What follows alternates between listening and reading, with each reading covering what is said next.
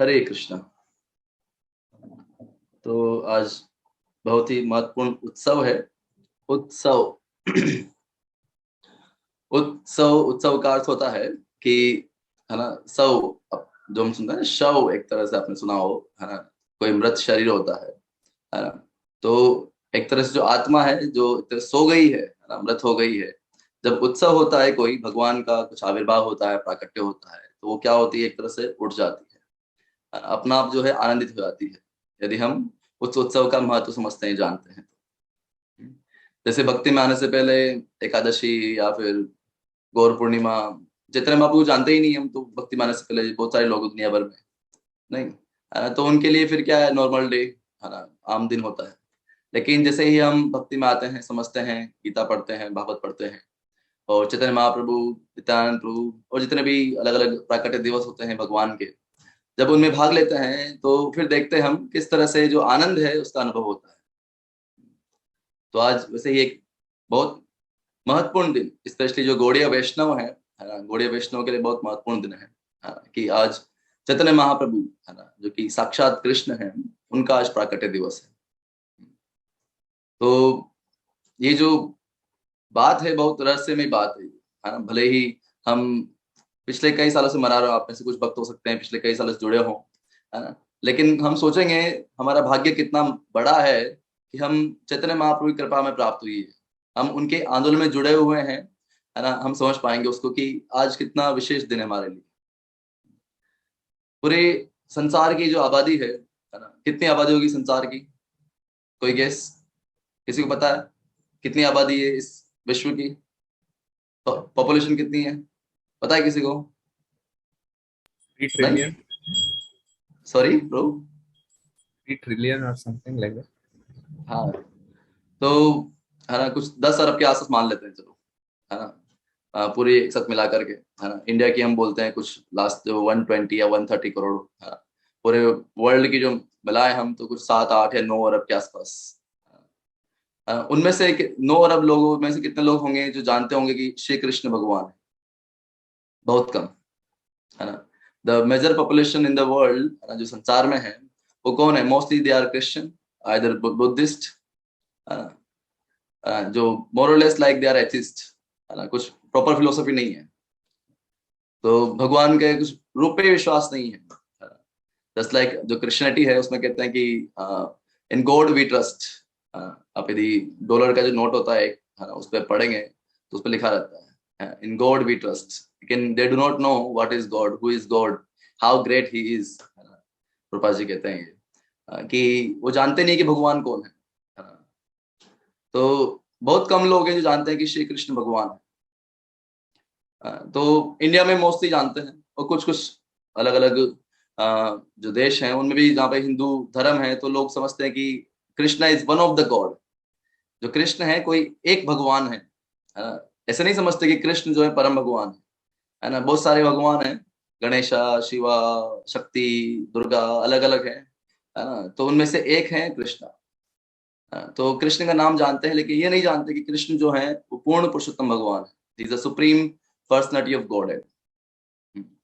तो बहुत कम लोग हैं जो जानते हैं कि कृष्ण भगवान है। और फिर चैतन्य महाप्रभु की बात करें, तो केवल गौड़ीय वैष्णव है ना, वही वही इस बात को जानते हैं कि जो चैतन्य महाप्रभु है वो कृष्ण से अभिन्न है, वो कृष्ण ही है। नहीं तो छोटे बच्चे जो बुक्स होती हैं उनमें ये कहीं पर डिस्क्रिप्शन आता है ना। यदि कई इतिहास की बुक्स पढ़ते हैं लोग, है ना, तो उनमें कहीं डिस्क्रिप्शन आता है, तो इतना डिस्क्रिप्शन आता है कि Chaitanya Mahaprabhu was a great Saint, है ना, ही प्रोपेगेटेड दिस हरे कृष्णा आंदोलन। तो थोड़ा सा उनका डिस्क्रिप्शन, बस इतना सही, कि बहुत महान संत थे एक, जिन्होंने हरे कृष्णा आंदोलन ऐसा कुछ चलाया था उस समय। लेकिन this is not the correct, है ना, ये सही नहीं है ना। वो कोई महान संत नहीं है ना। He is the supreme personality of godhead, वो पूर्ण पुरुषोत्तम भगवान है ना, जो कि इस हरे कृष्ण महामंत्र का प्रचार करने के लिए प्रकट होते हैं। भगवान चैतन्य महाप्रभु के प्राकट्य के कई कारण हैं, है ना। आप यदि चैतन्य चरितामृत जो ग्रंथ है, प्रभुपाद जी ने जो लिखा है, हालांकि कृष्णदास कविदास गोस्वामी ने लिखा है, प्रभुपाद जी ने उसको इंग्लिश में ट्रांसलेट किया है। चैतन्य महाप्रभु के ऊपर 3 ग्रंथ बहुत फेमस है ना, जो लिखे गए। पता है किसी को कौन कौन सा? आप लोगों ने सुने तो होंगे मेरे ख्याल से। पहले किसी को पता है चैतन्य महाप्रभु पर कौन कौन से ग्रंथ लिखे गए हैं? Chaitanya Bhagavad is one. No? हाँ, 3 ग्रंथ हैं जो चैतन्य महाप्रभु के ऊपर लिखे गए हैं, जो फेमस है, मतलब गौड़ीय परंपरा में। चैतन्य चरितमृत। हाँ, ये 2 हो गए, एक और बाकी है। टीचिंग्स तीसरा ऑफ है, चैतन्य। टीचिंग्स ऑफ चैतन्य नहीं, वो तो प्रभुपाद जी ने बुक लिखा है, टीचिंग्स ऑफ लॉर्ड चैतन्य, मतलब जो हमारे आचार्यों ने लिखा है, तो उस तरह से। तो 3 ग्रंथ हैं, है ना। चैतन्य चरितामृत, जो कि कृष्णदास कविराज गोस्वामी ने लिखा है। चैतन्य भागवत, जो कि वृंदावन दास ठाकुर ने लिखा है, जो कि व्यास देव जी के ही अवतार हैं। और चैतन्य मंगल, जो कि लोचन दास ठाकुर ने लिखा है। सबसे पहले चैतन्य मंगल लिखा गया लोचन दास ठाकुर जी के द्वारा, और फिर चैतन्य भागवत, और फिर अंत में चैतन्य चरितामृत। चैतन्य मंगल और चैतन्य भागवत है, उनमें भगवान की लीलाओं का ज्यादा वर्णन है। भगवान की बाल लीला, चैतन्य महाप्रभु की जो बाल लीलाएं हैं, और जो पौगंड लीला या फिर युवावस्था की जो लीलाएं हैं, उनका अधिक उनके अंदर वर्णन किया गया है। और सन्यास के बाद की जो लीलाएं हैं, स्पेशली जो सिद्धांत है, गौड़ीय वैष्णव सिद्धांत है, जो चैतन्य महाप्रभु ने सिखाया पूरे अपने जीवन काल में, अपने कार्यकलापों से सिखाया, पूरा हरे कृष्ण आंदोलन का जो प्रचार किया, उसका अधिक डिटेल में डिस्क्रिप्शन वो आता है चैतन्य चरितामृत के अंदर। यही कारण है कि भक्ति सिद्धांत सरस्वती ठाकुर ने चैतन्य चरितामृत का अनुवाद किया, है ना, क्योंकि पूरा वो बंगला में है ना, तो उसका अनुवाद किया। और प्रभुपाद जी ने भी चैतन्य चरितामृत का ही अनुवाद किया, ताकि वो सिद्धांत जो है, लीला है उसमें, ऐसा नहीं कि लीला नहीं है, लीला भी है, लेकिन सिद्धांत पर ज्यादा फोकस किया गया चैतन्य चरितामृत ग्रंथ के अंदर। तो उसी में एक श्लोक आता है, जैसे कि हम जो प्रणाम मंत्र बोलते हैं चैतन्य महाप्रभु का, नमो महावदन्याय कृष्ण प्रेम प्रदायते कृष्णाय कृष्ण चैतन्य नामनि गौर तिष्ठे। तो बहुत सुंदर श्लोक है ये।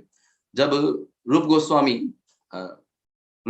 और सनातन गोस्वामी 2 भाई हैं, जो कि 6 गोस्वामी जो हम बोलते हैं, 6 गोस्वामी जो बोलते हैं, उनमें से जो सीनियर मोस्ट जो है, रूप गोस्वामी एज ए लीडर, है ना, वो है। और दोनों जो हैं ये बहुत बड़ी पोस्ट पे थे। जो नवाब हुसैन शाह बंगाल के जो राजा थे, उस समय जो बंगाल जो राज्य था, सबसे समृद्ध राज्य था, और उसके फाइनेंशियल मिनिस्टर और प्राइम मिनिस्टर थे रूप गोस्वामी एंड सनातन गोस्वामी। तो ये दोनों जो है चैतन्य महाप्रभु की शरण लेते हैं और संन्यास ग्रहण करते हैं एक तरह से, रूप गोस्वामी और सनातन गोस्वामी। तो रूप गोस्वामी जब मिलते हैं चैतन्य महाप्रभु से, पूरा डिटेल में डिस्क्रिप्शन है, हमारे पास उतना समय नहीं है, तो हम उसको जस्ट मैं शॉर्ट में बता रहा हूँ कि चैतन्य महाप्रभु से मिलते हैं वो, है ना, उनसे विनती करते हैं कि हम जो है आपके जो ये मूवमेंट है, हरे कृष्ण आंदोलन है, उसमें भाग लेना चाहते हैं। तो चैतन्य महाप्रभु कहते हैं कि आप, समय आएगा, है ना, तो आप धीरे धीरे करके जो ये मूवमेंट है उसको आप ज्वाइन करिए और वृंदावन जाइए। वृंदावन में जो भी स्थलियां हैं, भगवान ने जहां जहां पर जो लीलाएं की थी, क्योंकि 5000 साल पहले जो भगवान लीला की थी, सारी पास्ट टाइम जो किए थे, सब जो है लुप्त हो चुके थे। पूरा जो वृंदावन था पूरा जंगल हो चुका था, किसी को कुछ पता ही नहीं था कि कहाँ पर क्या हुआ, कहाँ पर राधा कुंड है, श्याम कुंड है, अलग अलग। जो आज हम जाते हैं वृंदावन, तो देखते हैं कि यहाँ पर ये भगवान लीला की थी, यहाँ पर ये लीला की थी, क्योंकि जो हमारे गोस्वामी हैं उन्होंने उनको डिस्कवर किया दोबारा, रिसर्च किया दोबारा। तो ये उनकी कृपा है। तो ये आदेश दिया था चैतन्य महाप्रभु ने उनको, रूप गोस्वामी और सनातन गोस्वामी को, कि आप जाइए वृंदावन और वहां पर जितनी भी जो ये अलग अलग स्थलियां हैं उनको उजागर करिए और भक्ति के ग्रंथ लिखिए, भक्ति के ग्रंथ लिखिए, ये उनको आदेश दिया गया। तो जब रूप गोस्वामी जब रिटायरमेंट ले लेते हैं, उनकी जो पोस्ट होती है एज ए फाइनेंशियल मिनिस्टर और वित्त मंत्री के रूप में, तो उसको त्याग देते हैं और फिर बनारस आते हैं। सॉरी, प्रयागराज आते हैं, प्रयागराज, बनारस में तो सनातन गोस्वामी आते हैं। तो प्रयागराज आते हैं और वहां पर चैतन्य महाप्रभु से उनका संवाद होता है। तो जब चैतन्य महाप्रभु को मिलते हैं तो वो प्रणाम करते हैं पहले, है ना। तो प्रणाम करने का जो तरीका होता था वो भी अद्भुत होता था, कि अपने जो दांत हैं उसके बीच में तिनका रख करके, है ना, दैट शोज द ह्यूमिलिटी, है ना, एक तरह से दीनता जो बोलते हैं, ह्यूमिलिटी जो बोलते हैं, उसको दिखाता, उसको प्रदर्शित करता है ये तिनका दांतों के बीच में रखना। और फिर प्रणाम करते हैं उनको, प्रणाम करते हुए देखते ही उनको जो श्लोक बोलते हैं वो ये श्लोक बोलते हैं, जो कि हम चैतन्य महाप्रभु जो प्रणाम करते हैं जब हम बोलते हैं श्लोक। तो क्या श्लोक है वो? नमो महावदन्याय, कि मैं उनको प्रणाम करता हूँ। नमो महावदन्याय, जो कि महावदन्याय है ना। महावदन्याय का क्या अर्थ है? कि वो सबसे अधिक कृपालु है, सबसे अधिक दयालु है। भगवान कहते हैं गीता में, सर्वधर्मान परित्यज्य मामेकम शरणम व्रज अहम त्वं सर्व पापेभ्यो मोक्षयिष्यामि मा शुचः। तो भगवान क्या कहते हैं कि तुम मेरे शरणागत हो, है ना, तुम्हें क्या करूंगा? तुम्हें सारे पापों से मुक्त कर दूंगा। लेकिन चैतन्य महाप्रभु जो है और अधिक कृपालु है और अधिक दयालु है। वो आकर के दे रहे हैं, जो कृष्ण प्रेम है वो आकर के दे रहे हैं हर जीव को। इसलिए उनको बोला गया है नमो महावदन्याय, है ना। कोई वदन्याय मतलब होता है कि कृपालु, है ना, सबसे महान कृपा करने वाले जो है। तो देखिए, मान लीजिए कोई आपसे कुछ मांगता है ना, और आपके पास आपका क्षमता है कुछ देने की और आप देते हैं, है ना, तो आप दयालु बोले जाते हैं कि आप बहुत दयावान हैं, बहुत दयालु हैं। लेकिन आप देख रहे हैं कि किसी चीज की आवश्यकता है ना, वो मांग नहीं रहा है, लेकिन आपने देख लिया है तो आप आगे बढ़ के दे रहे हैं उसको। तो उसको बोलते हैं बहुत बड़ा दयावान है। तो कि उसने मांगा नहीं, लेकिन उसको पता है, जिसके पास क्षमता है कि इसके पास कमी है इस चीज की, और वो आकर के दे रहा है उसको, तो वो क्या है? बहुत बड़ा कृपालु है, महान, है ना, बहुत महान है वो, और अधिक श्रेष्ठ है वो उससे। तो चैतन्य महाप्रभु वो हैं। चैतन्य महाप्रभु जानते हैं कि सारे जो बद्ध जीव है संसार में, वो प्रेम के पीछे भाग रहे हैं। हर किसी को प्रेम चाहिए संसार में, है ना। दुखों से घिरे हुए हैं हम संसार में। तो उन दुखों से बाहर निकालने के लिए जो जीव, जिसको पता भी नहीं है कि संसार से कैसे बाहर निकलना है, उनको भी इस प्रेम को बांट रहे हैं इस हरे कृष्ण महामंत्र के रूप में। इसलिए उनको कहा गया है नमो महावदन्याय। अब ये श्लोक तो आप लोगों को याद होगा मेरे ख्याल से मोस्टली, है ना, कि हम जैसे चैतन्य महाप्रभु का प्रणाम मंत्र बोलते हैं, लेकिन इसका मीनिंग क्या है वो थोड़ा हम समझने का प्रयास करेंगे। नमो महावदन्याय, फिर कृष्ण प्रेम प्रदायते। तो क्या देने आए हैं वो? कृष्ण प्रेम प्रदान करने के लिए आए हैं। कृष्ण प्रेम प्रदायते, कृष्णाय, कृष्ण चैतन्य, कि कृष्ण, जो ये कृष्ण चैतन्य है वो कौन है? वो साक्षात कृष्ण है। वो he is the supreme personality of godhead. जैसे भगवान भगवान राम को क्या बोलते हैं हम? मर्यादा पुरुषोत्तम भगवान श्री राम। और भगवान श्री कृष्ण को क्या बोलते हैं? लीला पुरुषोत्तम भगवान श्री कृष्ण। प्रभुपाद जी की बुक भी है ना, Krishna the supreme person godhead. उसको आप यदि हिंदी में पढ़ेंगे तो लिखा रहता है वहां पर, लीला पुरुषोत्तम भगवान श्री कृष्ण। नहीं, तो उसी तरह से जो चैतन्य महाप्रभु हैं वो क्या है ना, प्रेम पुरुषोत्तम भगवान है वो, है ना। क्योंकि भगवान राम प्रकट हुए मर्यादा सिखाने के लिए। हर चीज में उन्होंने मर्यादा दिखाया, एक आदर्श पुत्र के रूप में, आदर्श पति के रूप में, आदर्श भाई के रूप में, हर चीज में आदर्श। तो वो भगवान श्री राम प्रकट हुए उसके लिए। भगवान श्री कृष्ण इज अ लीला पुरुषोत्तम, है ना, कि जो पास टाइम है जो भगवान ने किए हैं, है ना, वो बिल्कुल अद्भुत है। वो कोई नहीं कर सकता वो, है ना, क्यों? लीला के लिए। तो लीला पुरुषोत्तम कौन कहलाते हैं? That is Krishna, Krishna the supreme person godhead. तो उसी तरह से जो चैतन्य महाप्रभु हैं उनका क्या नाम है? हिज नेम इज प्रेम पुरुषोत्तम, है ना। तो वो प्रकट होते हैं किसके लिए? इस प्रेम को बांटने के लिए, है ना। जो कृष्ण प्रेम है, जो कि अवेलेबल ही नहीं है कहीं संसार में, है ना, जिस प्रेम के लिए हर जीव जिस प्रेम के लिए प्रयास कर रहा है ना, तो उस प्रेम को देने के लिए चैतन्य महाप्रभु प्रकट होते हैं। तो ये एक कारण है चैतन्य महाप्रभु के प्रकट। तो जैसे कि मंत्र है चैतन्य महाप्रभु का, जिनको प्रणाम करते हैं, नमो महावदन्याय कृष्ण प्रेम प्रदायते कृष्णाय कृष्ण चैतन्य नामने गौर त्विषे नमः। तो क्यों प्रकट हुए वो? उनका रंग कैसा है? नामने, एक तो नाम जो संकीर्तन है उसके लिए, नामने गौर त्विषे नमः। और उनका रंग कैसा है? उनका रंग सांवला नहीं है ना। कृष्ण जो है वो सांवले हैं, या ब्लूइश कलर बोलते हैं, ब्लैकिश ब्लूइश। लेकिन वो किस रूप में? उनका जो रंग है सुनहरा, पिघले हुए सोने के समान।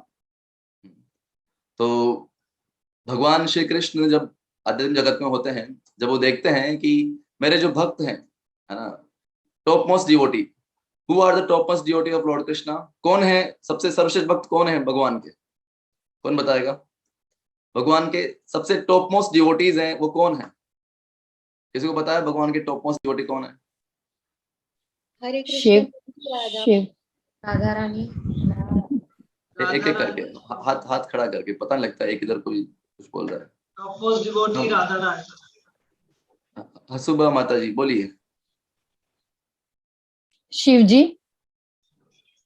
ओके, और कोई? राधा रानी। किधर से आवाज आ रही है? राधा रानी,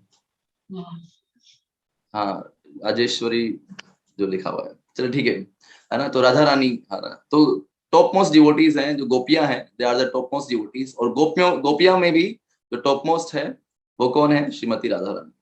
तो जो भगवान श्री कृष्ण देखते हैं कि अ, आनंद घन भगवान का एक नाम है एक तरह से, है ना, कि भगवान जो है सारे आनंद, जितना भी आनंद संसार में है, पूरे भौतिक या आध्यात्मिक जगत में है, उसके स्रोत हैं भगवान। लेकिन वो आनंद है क्या? जो राधा रानी को भगवान की सेवा करने में, भक्ति करने में जो आनंद मिलता है, जो टॉप मोस्ट जो आनंद मिलता है, वो आनंद है क्या?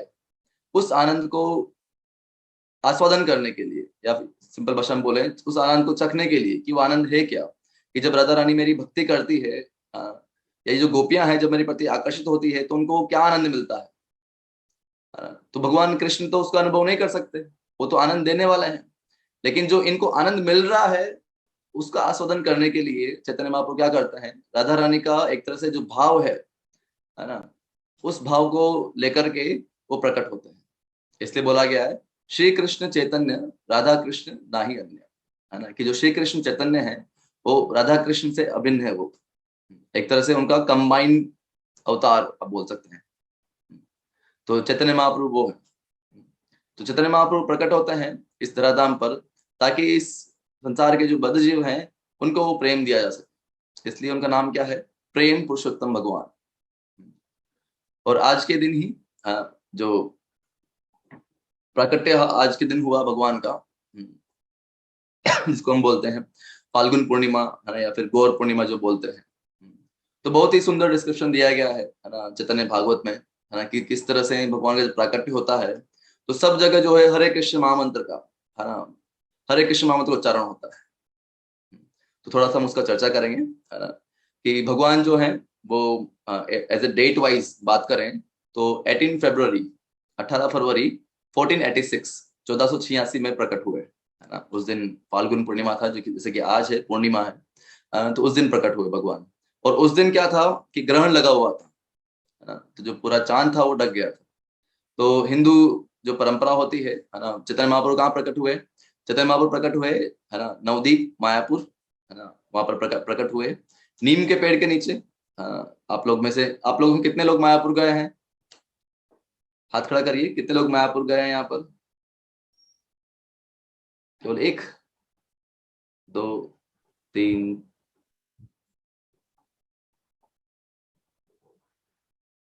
बहुत कम वक्त गए मतलब। हाँ, तो वहां पर है योगपीठ करके जगह है ना, जहाँ पर हाँ एक गौड़ीय मठ है अपना, है ना। तो हाँ, तो काफी सुंदर जगह है ना मायापुर, जहाँ पर चैतन्य महाप्रभु प्रकट हुए। एक नीम के पेड़ के नीचे प्रकट हुए चैतन्य महाप्रभु। चैतन्य महाप्रभु से पहले उनकी चैतन्य महाप्रभु के जो माता पिता थे, उनकी माता का नाम था सची देवी और पिता का नाम था जगन्नाथ मिश्र। तो उनकी पहले काफी सारी संतानें हुई थी, काफी सारी बेटियां हुई थी जिनका देहांत हो गया था, है ना, गर्भ में, या गर्भ के कुछ दिनों बाद ही, जन्म होने कुछ दिनों बाद उनका देहांत हो गया था। तो जो चैतन्य महाप्रभु जब प्रकट हुए तो वो नीम के पेड़ के नीचे प्रकट हुए थे। और जो अद्वैत आचार्य हैं, उनकी जो पत्नी है सीता चतुरानी, है ना, तो उन्होंने ताकि इस बच्चे का ऐसा नाम रखे हम, ताकि जो है इसका एक तरह से इसकी मृत्यु ना हो। तो जो नीम का पेड़ है उसको इस तरह बोला जाता है कि जो भूत पिशाच है जो दूर रहते हैं, इस तरह से कुछ। तो कुछ इसके ऊपर जो है बुरा साया ना आए, है ना, तो इसलिए इसका नाम जो है नीम के पेड़ के नाम पर रखेंगे। तो इसलिए चैतन्य महाप्रभु का एक नाम रख दिया, क्या? निमाई, जब चैतन्य महाप्रभु प्रकट हुए, क्योंकि वो नीम के पेड़ के नीचे प्रकट हुए थे। वो पेड़ आज भी है। हम आप मायापुर जाएंगे तो आप देखेंगे वहां पर योगपीठ करके जो जगह है ना, तो वहां पर चैतन्य महाप्रभु का जन्म स्थान बोला जाता है उसको। तो जब चैतन्य महाप्रभु प्रकट हुए, है ना, तो ग्रहण लग गया था। पूर्णिमा का चांद था लेकिन ग्रहण लगा हुआ था पूरा। तो जो हिंदू परंपरा है उसके अनुसार लोग क्या करते थे, गंगा के किनारे आते थे और वहां पर जाकर के जो है भगवान विष्णु का, है ना, या फिर कृष्ण का नाम लेते थे। हरि हरि हरि हरि हरि हरि, इस तरह से नाम लेते थे। है ना। और वहां पर जो थे गंगा के उस पार, वहां पर गंगा के उस पार जो थे मुस्लिम लोग रहा करते थे। तो जो मुस्लिम लोग थे वो हिंदुओं का मजाक उड़ाते हुए कि देखो ये मूर्ख लोग हैं, ये इनको लगता है कि ये हरी हरी बोलेंगे और ये ग्रहण चला जाएगा। तो इस तरह से जो मुसलमान हैं, मुस्लिम लोग हैं, वो भी हरी हरी बोलने लगे। तो चैतन्य महाप्रभु का इस तरह से प्राकट्य होता है कि जब वो प्रकट होते हैं तो चाहे हिंदू हो चाहे मुस्लिम हो, हर कोई जो है भगवान के नाम का उच्चारण करने लगा था, हरी हरी हरी हरी हरी हरी, इस तरह से। और फिर जब चैतन्य महाप्रभु फिर प्रकट होते हैं और फिर उनकी काफी अलग अलग बहुत सारी लीलाएं हैं। अद्वैत आचार्य प्रार्थना करते हैं क्योंकि उस समय जो समय था, जो 1486 जब भगवान प्रकट हुए थे, तो जो लोग थे केवल कर्म कांड में लगे हुए थे। अद्वैत आचार्य जिनको भगवान महाविष्णु का भी अवतार बोला जाता है, तो वो उनसे 50 इयर्स पहले, मतलब 50 साल पहले प्रकट हो चुके थे। और वो भगवान चैतन्य महाप्रभु या भगवान कृष्ण को एक तरह से प्रकट कराना चाह रहे थे। तो क्या करते थे, डेली जो शालिग्राम शिला की पूजा करते थे, वो तुलसी और गंगाजल अर्पण करते थे। और उनकी प्रार्थना सुनकर के जो चैतन्य महाप्रभु के रूप में भगवान प्रकट होते हैं साक्षात। और फिर हालांकि भगवान जो है इनिशियल में एक तरह से सब कुछ ढका हुआ रखते हैं, किसी को पता नहीं लगता कि भगवान प्रकट हो चुके हैं। लेकिन जब ये हरी हरी ध्वनि सुनते हैं भक्त लोग, क्योंकि उस समय ऐसा था कि वैष्णव जो थे बहुत कम थे, सब लोग जो है कर्म कांड में लगे हुए थे, काली पूजा, है ना, बलि देना, है ना, केवल बड़ी बड़ी शादियां, उन्हें पैसा उड़ाना, कोई भी धर्म का कार्य जो था केवल केवल स्वार्थ के लिए हो गया था, भक्ति का कोई नामो निशान ही नहीं था। तो इसलिए अद्वैताचार्य ने प्रार्थना की भगवान से कि भगवान आप ही प्रकट हुई है, आप ही इन सबका उद्धार कर सकते हैं, नहीं तो मैं सुदर्शन चक्र से इन सबको मार दूंगा। तो ये अद्वैताचार्य प्रार्थना करते हैं और फिर जो है चैतन्य महाप्रभु प्रकट होते हैं। तो जब भक्त लोग देखते हैं कि सब जगह हरि हरि का उच्चारण हो रहा है, हरि हरि, मुस्लिम भी हरि हरि बोल रहे हैं इधर, और इस तरफ जो है हिंदू जो है हरि हरि बोल रहे हैं, तब जो है भक्त लोग समझ जाते हैं कि भगवान का जो प्राकट्य हो गया है अभी।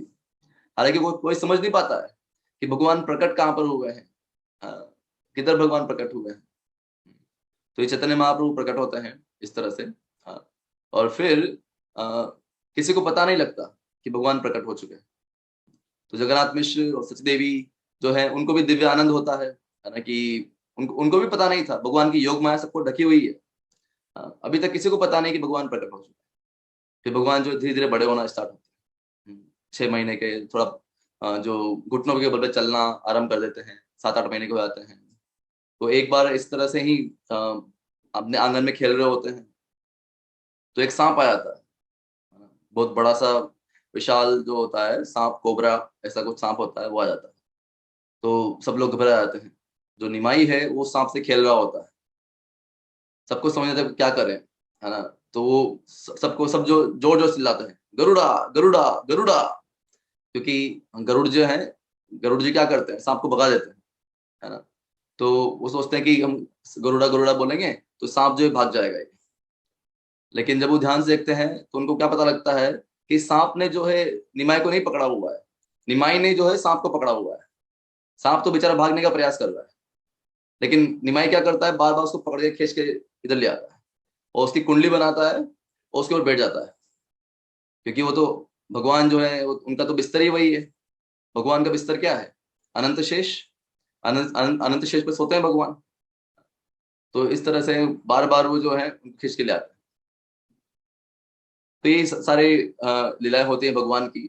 हाँ, और कल भी जो एक विशेष दिन है ना, जिसको जगन्नाथ मिश्र फेस्टिवल बोलते हैं हम। ऐसे बहुत सारी लीलाओं का वर्णन है ना, चैतन्य भागवत में, चैतन्य में है। तो ये कुछ लीला है, लेकिन कल का भी बहुत विशेष दिन है ना, जब जैसे नंदोत्सव होता है ना, जब भगवान श्री कृष्ण जन्म होता है तो उससे अगले दिन नंद महाराज बहुत बड़ा उत्सव करते हैं, अलग अलग गाँव से सब लोग बुलाते हैं। तो उसी तरह से जगन्नाथ मिश्र भी जो है वो फेस्टिवल करते हैं, जिसको हम बोलते हैं जगन्नाथ मिश्र फेस्टिवल। तो वो अलग अलग गाँव से लोगों को बुलाते हैं। हालांकि जो जगन्नाथ मिश्र रहते हैं वो उतने धनी नहीं होते, है ना, एक मीडियम क्लास ब्राह्मण होते हैं, है ना, ज्यादा उनकी इनकम नहीं होती है। लेकिन फिर भी जिससे भी भाई घर में बच्चा हुआ है, लड़का हुआ है, तो फेस्टिवल तो होना ही है। तो फिर अलग अलग ब्राह्मणों को उनको बुलाते हैं। लेकिन प्रोग्राम छोटा रखते हैं वो, लेकिन जब देखते हैं कि इतने सारे लोग आ जाते हैं तो अपना आप वो बहुत बड़ा हो जाता है, क्योंकि भगवान प्रकट हुए हैं ना। तो जो देवताओं के जो लोग हैं उनसे भी जो अलग अलग देवता हैं वो ब्राह्मण का वेश धारण करके उनके घर पर आ रहे हैं, और जो देवियां हैं अलग अलग वो ब्राह्मणी का वेश धारण करके उनके घर पे आ रहे हैं। वो सब लोग सोच रहे हैं कि इतने सुंदर लोग हैं ये, है ना, हमने कभी देखा नहीं इनको यहाँ पर तो नवद्वीप के अंदर मायापुर में, लेकिन आ कहाँ से रहेंगे। और सब जो है बहुत कीमती कीमती गिफ्ट दे रहे हैं, है ना, अलग अलग जो उपहार लेके आ रहे हैं। तो जगन्नाथ मिश्र एक हाथ से उपहार ले रहे हैं तो दूसरे हाथ से किसी को उपहार दे रहे हैं, तो इतना बड़ा फेस्टिवल हो जाता है। तो that is Jagannath Mishra festival. तो किसी को पता भी नहीं लगता है कि कौन आ रहा है कौन जा रहा है ना, क्योंकि केवल सब जो है केवल एक ही नाम बोल रहे हैं, है ना, हरि हरि भगवान का नाम बोल रहे हैं, हरे कृष्ण महामंत्र बोल रहे हैं, हरि बोल हो रहा है सब जगह, केवल भगवान के नाम का उच्चारण हो रहा है। आप में से यदि नवद्वीप मंडल परिक्रमा करेंगे आप लोग, है ना, पिछले 2-3 साल से तो कोविड की वजह से बहुत दिक्कत हुआ, लेकिन मुझे याद है 2015 में मैं गया था नवद्वीप मंडल परिक्रमा, तो लगभग 8,000-9,000 भक्त थे उस समय, और अलग अलग कंट्री से आते हैं, है ना, कुछ जो होते हैं अमेरिका से हैं, कुछ रशिया से, है ना, कुछ इधर की बंगाल से रहते हैं, कुछ उड़ीसा से हैं, हमारे इंडिया से अलग अलग जो हिंदी प्रांत देश हैं उनसे, है ना, चाइना से। तो इस तरह से अलग अलग ग्रुप बनते हैं, एक चाइनीज ग्रुप होता है, एक बंगाली ग्रुप होता है, एक रशियन ग्रुप होता है, एक इंटरनेशनल मतलब इंग्लिश ग्रुप होता है ना। तो इस तरह से अलग अलग ग्रुप बनते हैं सारे, और सारे जो है 7 दिन के अंदर जो नवद्वीप है ना, 9 द्वीप है उनकी परिक्रमा करते हैं। और जो लास्ट दिन होता है ना, तो उसको बोलते हैं महामिलन दिवस बोलते हैं एक तरह से। उस दिन जो है सारे भक्त जितने भी 8,000-9,000 भक्त होते हैं वो सब एक साथ मिलते हैं, और एक साथ मिलते हैं, गले गले गले लगते हैं एक दूसरे के, है ना, और केवल एक ही भाषा आती है उनको, क्या, हरि बोल हरे कृष्णा। अब चाइनीज जो है बंगाली से गले मिलता है या रशियन से गले मिलता है, अब वो तो समझेगा नहीं क्या, लेकिन एक बात जरूर समझेंगे वो, क्या, हरे कृष्णा हरि बोल। तो उसी तरह से जो ये फेस्टिवल हो रहा था, तो इतने लोग आ रहे थे, इतने लोग जा रहे थे, किसी को कुछ पता ही नहीं लग रहा था कौन आ रहा है कौन जा रहा है, केवल आनंद ही आनंद का अनुभव हो रहा था, है ना, और हर जगह केवल हरे कृष्ण महामंत्र का उच्चारण हो रहा है। तो ये भगवान चैतन्य महाप्रभु का प्राकट्य होता है इस तरह से। चैतन्य महाप्रभु जो है इस हरे कृष्ण आंदोलन, जो हरे कृष्ण महामंत्र ये इसका प्रचार करने के लिए स्पेशली प्रकट होते हैं। ऐसा नहीं है कि ये शास्त्रों में नहीं दिया हुआ है, ये शास्त्रों में दिया हुआ है, ब्रह्म नारदी पुराण और ये कली संतन उपनिषद वहां पर दिया हुआ है कि हरे कृष्णा कृष्णा कृष्णा हरे हरे, हरे राम राम राम हरे इति षोडश का नाम कली कलमश नाशनम, है ना, कि ये 16 अक्षर का जो नाम ही ये कली के सारे कलमश का नाश कर देगा। नतः परतर उपाय सर्व वेदेषु दृश्यते, इससे ऊपर कोई उपाय नहीं है, सारे जो वेद हैं पुराण है उनको छान लिया है पूरा, सर्व वेदेषु दृश्यते, सारे वेदों में देख लिया है, कली के लोगों के लिए यही केवल एकमात्र उपाय है। वेदों में दिया हुआ है सब कुछ, लेकिन जो लोग हैं अलग अलग प्रकार के कर्म कांड, है ना, ये पूजा वो पूजा उनमें लगे हुए, तो उसके लिए भगवान सिखाने के लिए भगवान तो गीता में बोल के चले गए, क्या, कि सर्वधर्मान परित्यज्य मामेकम शरणम व्रज, कि मेरी शरण में आओ मेरी शरण में आओ मेरी शरण में आओ। लेकिन आएंगे कैसे, करना क्या है ना। अब कोई बोलता है आपसे कि आप मेरे घर पे आओ, है ना, तो आप पूछोगे सही ना कि घर पे आके करना क्या है, भाई कुछ काम हो या कुछ आप कुछ खिला रहे हैं, कुछ पार्टी हो तो भाई आए हम, नहीं, है ना, तो कुछ ना कुछ एक्टिविटी होना चाहिए ना। तो उसी तरह से जो जब भगवान की शरण ले रहे हैं हम, तो करना क्या है ना, भगवान के शरणागत होंगे तो करना क्या है, तो उसको सिखाने के लिए आपने आचार्य प्रभु जीवरे सिखाया। तो अपने आचरण से भगवान खुद सिखाने के लिए आते हैं कि शरणागति का अर्थ क्या है। तो शरणागति सिखाने के लिए भगवान खुद प्रकट होते हैं 5,000 साल बाद, एक तरह से, है ना, भगवान प्रकट हुए 5,000 साल पहले द्वापर युग के अंत में, तो फिर भगवान दोबारा प्रकट होते हैं चैतन्य महाप्रभु के रूप में, ताकि ये सिखा सकें कि शरणागत कैसे होना है और करना क्या है। तो उसको और प्रैक्टिकल सिखाने के लिए भगवान इस तरह से चैतन्य महाप्रभु में प्रकट होते हैं।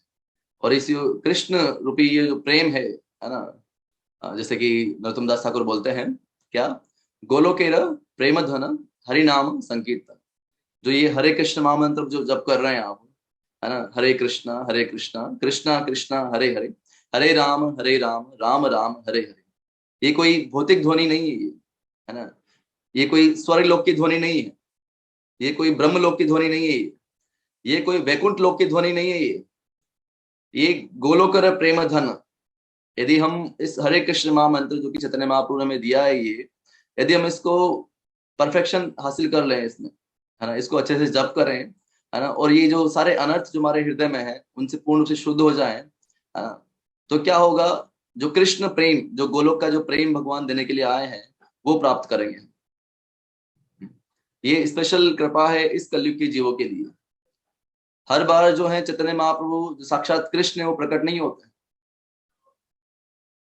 हाँ, जैसे हम सुनते हैं ना कि 4 युग होते हैं, तो हर बार कलयुग आता होगा, है ना। जैसे अभी जो कलयुग चल रहा है, दिस कलयुग इज वेरी स्पेशल।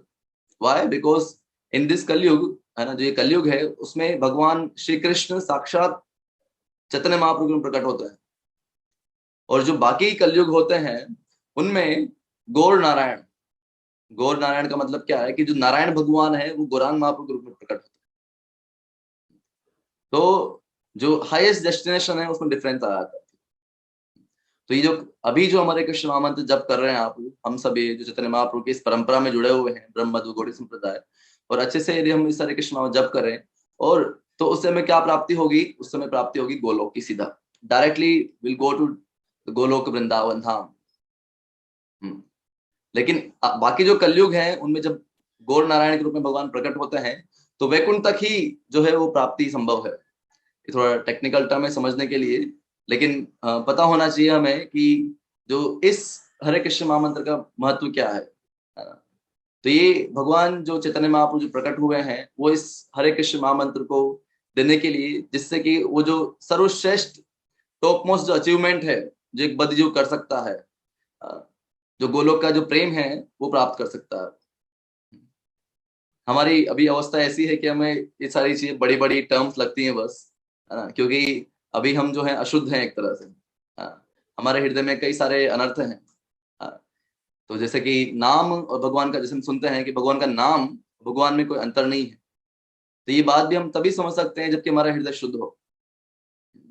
और शुद्ध कैसे होगा? वो शुद्ध होगा इस हरि नाम से ही। हमारा साधन और साध्य वो एक ही है। साधन मतलब कि जैसे जिसके द्वारा हम जा रहे हैं, जिसके माध्यम से हम जा रहे हैं, और साध्य मतलब कि हमारा जो लक्ष्य है वो क्या है। तो साधन क्या है हमारा? हरे कृष्ण महामंत्र। और लक्ष्य क्या है हमारा? वो हरे कृष्ण महामंत्र। तो चैतन्य महाप्रभु ने पूरा सिंपल प्रोसेस जो है इतना सिंपल बनाया है कि यदि केवल और केवल कोई हरे कृष्ण महामंत्र का ध्यान पूर्वक जप करता है बिना अपराध किए हुए, हाँ, सबसे बड़ी गलती जो हम भक्ति में करते हैं वो क्या होता है कि हम अपराध कर बैठते हैं, है ना। जो भक्ति के नियम है उनको अच्छे से पालन नहीं कर पाते हैं, तो क्या होता है कि हम, हमारी जो स्पीड है भक्ति में वो स्लो हो जाती है। जब भी हम कोई नियम तोड़ते हैं तो भक्ति से हम हटते नहीं है, लेकिन वो वैसे ही है जैसे स्पीड ब्रेकर होते हैं। आप हाईवे पे जा रहे हैं, बीच में स्पीड ब्रेकर आ गया, तो क्या करना पड़ेगा आपको? स्पीड को ब्रेक, स्पीड को कम करना पड़ेगा, फिर आप दोबारा आप स्पीड बढ़ाने का प्रयास करते। तो ये जो हमारे अलग अलग जो अनर्थ हैं, वो क्या है? हमारे एक तरह से स्पीड ब्रेकर है वो, है ना। जो भी हम भक्ति के जो नियम का हम दृढ़ता से पालन नहीं कर पाते हैं तो वो स्पीड ब्रेकर का कार्य करते हैं, हमारी भक्ति जो है वो धीमी हो जाती है। इसलिए जितने दृढ़ता से हम नियमों का पालन करते हैं, जितना हम शरणागत होते हैं भगवान के प्रति, तो उतनी हमारी भक्ति की स्पीड है वो उतनी तेज होती है, और जो आनंद है ना, वो उतना बढ़ता है, और उतना ही हमारा शुद्धिकरण अधिक होता है। और वो जो हाईएस्ट अचीवमेंट जिसके लिए हम प्रयास करना चाहिए हमें, है ना, तो वो हम प्राप्त कर सकते हैं, दैट इज कृष्ण प्रेम। इसलिए तो आप जब हम मंदिर में बोलते हैं, है ना, वैष्णव प्रणाम बोलते हैं, और जब बोलते हैं तो हाईएस्ट डेस्टिनेशन, है ना, जो बोलते हैं वो क्या है, जीवन का लक्ष्य हम क्या बोलते हैं? दैट इज कृष्ण प्रेम। तो ये कृष्ण प्रेम ऐसा नहीं है कि हमें बहुत दिनों बाद मिलेगा या बहुत जन्मों बाद मिलने वाला है। ये हम अभी भी अनुभव कर सकते हैं, है ना। जो भक्ति का आप जो आनंद अनुभव कर रहे हैं वो वास्तव में आनंद क्या है? वो कृष्ण प्रेम का एक थोड़ा सा अंश हमें प्राप्त हुआ है ना। एक झलक मिलती है हमें केवल, जैसे नारद मुनि को झलक मिली थी। नहीं, मैं रिसेंटली अभी मायापुर में था, तो वहां पर एक मंदिर है, झलक मंदिर, है ना।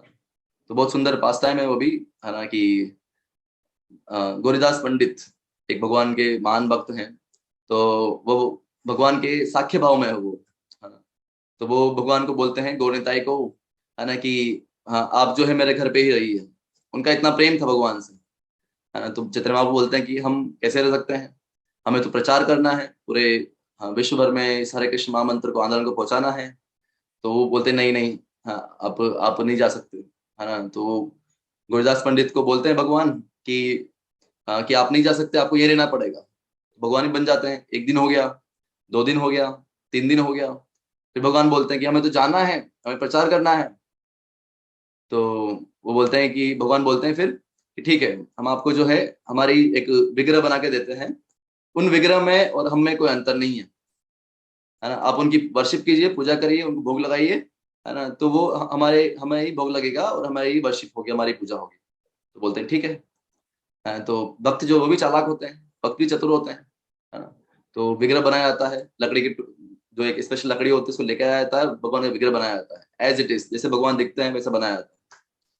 तो भगवान ने कहा कि विग्रह में और मुझ में कोई अंतर नहीं है। तो भक्त जो गुरुदास पंडित थे उन्होंने कहा कि भाई अंतर नहीं है तो एक काम करो कि आप यहाँ पे रुक जाओ, विग्रह को जाने दो।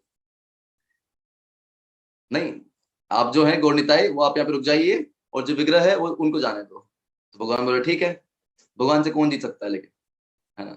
तो जो गौरनिताई थे वो विग्रह बन गए, और जो विग्रह थे वो चलने लगे।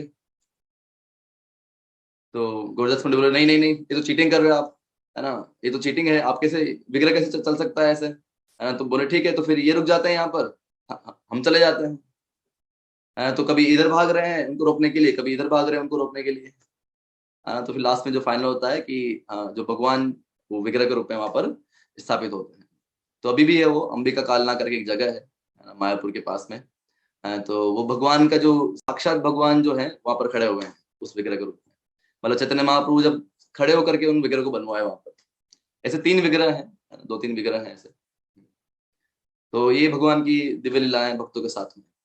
तो आज ये विशेष दिन है ना, कि जब हम भगवान के प्रति ज्यादा शरणागत हो सकते हैं, है ना। भगवान की इस जो हरे कृष्ण महामंत्र का जो आंदोलन दिया है, हम उसको हमारा जो सौभाग्य उसको समझ सकते हैं हम आज, कि आज हम गौर पूर्णिमा मना रहे हैं।